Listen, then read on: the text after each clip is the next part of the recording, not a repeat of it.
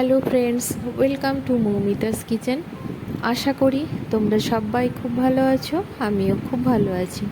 আবারও এসেছি আরেকটি নতুন রেসিপির সাথে।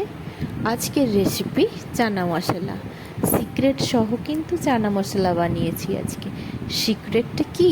সিক্রেটটা জানতে হলে অবশ্যই ভিডিওটাকে শেষ পর্যন্ত দেখতে হবে। চানা মশলা বানানোর জন্য যেটা লাগছে সেটা হলো চানাটাকে আমি সারা রাত ধরে ভিজিয়ে রেখেছিলাম।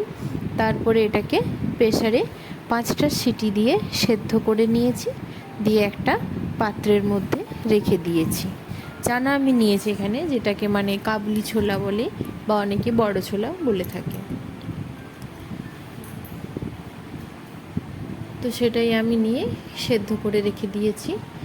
এবারে যেটা নেক্সট নিয়েছি রসুন, আদা আর পেঁয়াজ। একটা বড় সাইজের পেঁয়াজ নিয়েছি, সেটাকে কুচিয়ে রেখেছি। আদাটাকেও কুচিয়ে রেখেছি, আর রসুনও নিয়েছি এই 15-16 কোয়া মতো, আর আদা নিয়েছি 2 ইঞ্চি মতো, যেটাকে কেটে রেখেছি। এটার একটা মিহি পেস্ট বানিয়ে নেব। আর নিয়েছি টমেটো, একটা বড় সাইজের টমেটো নিয়েছি। টমেটোটাকেও পরিষ্কার করে কেটে ধুয়ে রেখেছি। টমেটোটা চানা মশলায় একটু বেশি করলে স্বাদটা কিন্তু খুব ভালো লাগে। এরপরে যেটা বলেছিলাম সিক্রেট মশলা, চানা মশলা বানানোর জন্য যে সিক্রেট মশলাটা বলছি সেটা কিন্তু অবশ্যই তোমরা ইউজ করে দেখবে। এতে কিন্তু চানার টেস্টটা আরও অনেক গুণ বেড়ে যায়।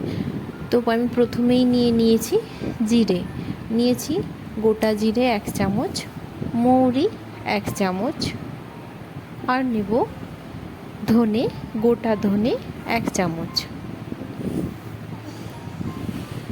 আর নেব দারচিনি,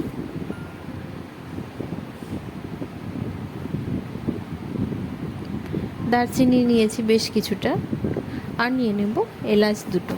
এলাচের সাইজগুলো মোটামুটি বড় ছিল, তাই আমি 2টো এলাচ ইউজ করেছি। একটু ছোট হলে তোমরা 3টে এলাচ ইউজ করতে পারো। আর যেটা নেক্সট নিয়েছি গোলমরিচ নিয়েছি 1/2 চামচ মতো। গোলমরিচটা গোটা আমার কাছে ছিল না, একটু ভাঙাই ছিল, সেই জন্য 1/2 চামচ নিয়েছি। একটা কড়াই বসিয়ে দেব। শুকনো খোলায় এবারে মশলাটাকে একটু নেড়ে নেব। প্রথমে কিন্তু দারচিনিটাকে দিয়ে দিয়েছি। দারচিনিটা একটু ভাজতে সময় লাগে। দারচিনিটাকে একটু এপিট ওপিট করে নেড়ে নেব।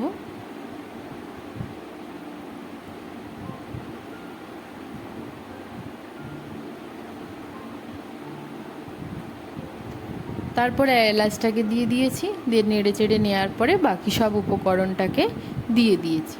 দিয়ে বেশ কিছুক্ষণ নেড়ে চেড়ে নেওয়ার পরে গোলমরিচটা অ্যাড করব। গোলমরিচটা দেরিতে অ্যাড করার কারণ হলো গোলমরিচটা আমার কিন্তু ভাঙাই ছিল, সেই জন্য আমি পরে ইউজ করেছি। তোমরা যেহেতু গোটা গোলমরিচ ইউজ করতে পারো, সেহেতু সব উপকরণের সাথেই গোলমরিচটাকে দিয়ে দিতে পারো।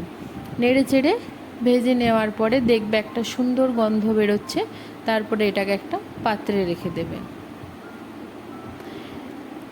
এরপরে এটা ঠান্ডা হয়ে এলে এটাকে গুঁড়ো করে নেব, কিন্তু খুব বেশি ঠান্ডা হলে গুঁড়ো করতে একটু মুশকিলই হবে, তাই একটু ঠান্ডা হয়ে যাক, তারপরে এটাকে মিক্সিতে দিয়ে গুঁড়ো করে নেব। এবারে চলে যাব নেক্সট স্টেপে আমি সব রকম মশলাগুলো বানিয়ে নেব। যেমন এখানে মিক্সিং বোল নিয়ে নেব রসুনটা, আর নিয়ে নেব আদার কুচিটা। পেঁয়াজটাকে হাফের একটু বেশি দেব, আর বাকিটা রেখে দেব, ওটা আমি তেলেই ইউজ করব। পেস্টটাকে বানিয়ে নিয়েছি। এরপরে টমেটোটাকেও আমি একইভাবে পেস্ট করে নেব। বোলটাকে আর আমি ধুচ্ছি না, ওটাতেই আমি টমেটোটাকে পেস্ট করে নেব।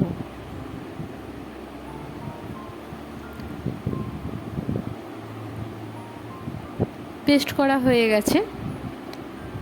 এরপরে একদম চলে যাব রান্নার দিকে। মশলা আমার একদম রেডি। কড়াই বসিয়ে দিয়েছি,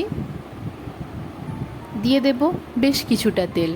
তেলটা একটু গরম হয়ে এলে এর মধ্যে ফোড়নে ইউজ করব গোটা জিরে, মানে গোটা সাদা জিরে, একটা শুকনো লঙ্কা আর একটা তেজপাতাকে দু টুকরো করে দিয়েছি।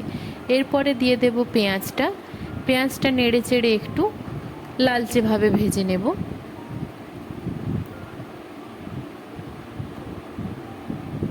পেঁয়াজটা ভাজা হলে এর মধ্যে দিয়ে দেব আদা রসুন পেঁয়াজের যে পেস্টটা বানিয়েছিলাম একসাথে, সেই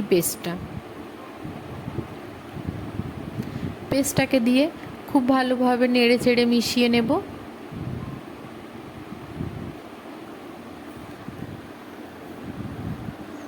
মিশিয়ে নেওয়ার পরে এটা আস্তে আস্তে হতে থাক। পেঁয়াজ আদা রসুনটা কিন্তু ভাজা হলে তবেই আমি এর মধ্যে টমেটোর যে পিউরিটা সেটা অ্যাড করব। তো এটা হতে থাক। মোটামুটি হয়ে এসেছে, তেল ছেড়ে এসেছে। এরপরে এখানে আমি দিয়ে দেব টমেটোর পিউরিটা। টমেটোর পিউরিটা দিয়ে আবারও খুব ভালোভাবে নেড়ে চেড়ে মিশিয়ে নেব।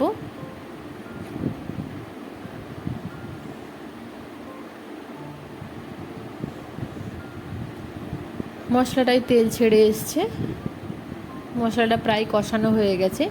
এর মধ্যে এবারে আমি আস্তে আস্তে অ্যাড করে দেব রেগুলার যে গুঁড়ো মশলাগুলো ইউজ করি সেইগুলো। দিয়ে দিয়েছি 1 টিস্পুন মতো হলুদের গুঁড়ো, 1/2 চামচ মতো ধনে গুঁড়ো, 1/2 চামচ মতো জিরে গুঁড়ো। এরপরে দিয়ে দিয়েছি স্বাদ মতো লবণ। যেহেতু চানাটা সেদ্ধ করার সময় লবণ ইউজ করেছিলাম, সেহেতু একটু বুঝে শুনেই লবণটা ইউজ করতে হবে। মশলাটা কষানো একদম রেডি। যে জিনিসটা ভুলে গেছিলাম সেটা হলো লঙ্কার গুঁড়ো। লঙ্কার গুঁড়ো দিয়ে দিলাম এখানে 1/2 চামচ। তোমরা তোমাদের স্বাদ মতো লঙ্কাটা ইউজ করতে পারো।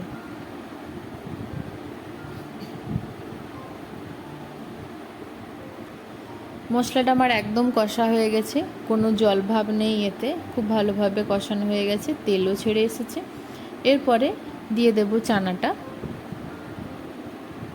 চানাটাকে দিয়ে মশলার সাথে খুব ভালোভাবে মিশিয়ে নেব। আর একদম লো আছে 1-2 মিনিট এটাকে মশলার সাথে কষতে দিয়ে দেব।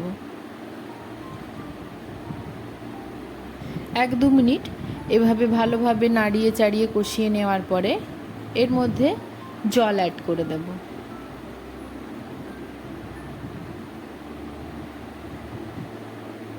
এখানে আমি 2 বাটি পরিমাণে জল ইউজ করেছি।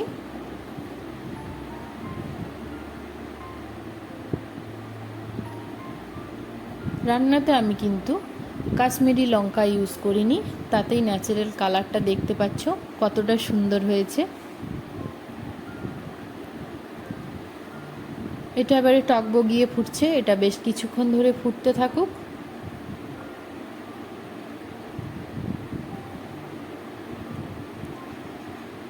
এরপরে এর মধ্যে দিয়ে দেব 1/2 চামচ চিনি। চিনিটা অপশনাল, তোমরা চাইলে দিতেও পারো বা নাও দিতে পারো। আর দিয়ে দেব যে মশলাটা বানিয়েছিলাম সেই মশলাটা 2 চামচ। চিনিটা দিলে আমার মনে হয় রান্নার স্বাদটা একটু ভালো হয়। এবার যারা পছন্দ করো না তারা চিনিটা কিন্তু স্কিপও করতে পারো। রান্নাটা আমার একদম রেডি, এবারে নামিয়ে নেওয়ার পালা। একটা পাত্রে নামিয়ে সুন্দর করে এবারে সার্ভ করে নেব। আজকের রেসিপিতে কিন্তু আমি আলু ইউজ করিনি, তোমরা চাইলে চানা মশলাতে আলু ইউজ করতেই পারো। তো আজকের এই রেসিপিটি তোমাদের কেমন লাগলো তোমরা প্লিজ কমেন্ট করে জানিও। যদি ভালো লেগে থাকে অবশ্যই লাইক কমেন্ট শেয়ার করো। চ্যানেলটা যদি ভালো লেগে থাকে অবশ্যই সাবস্ক্রাইব করো। আরও নতুন নতুন রেসিপির সন্ধান পেতে ফলো করতে থাকো মৌমিতাস কিচেন। তার জন্য কিন্তু অবশ্যই চ্যানেলটাকে সাবস্ক্রাইব করতে হবে। আজকের মতো এই পর্যন্তই। সবাই ভালো থেকো, সুস্থ থেকো, সাবধানে থেকো। আবারও আসবো আরও নতুন রেসিপির সাথে। আজকের মতো টাটা।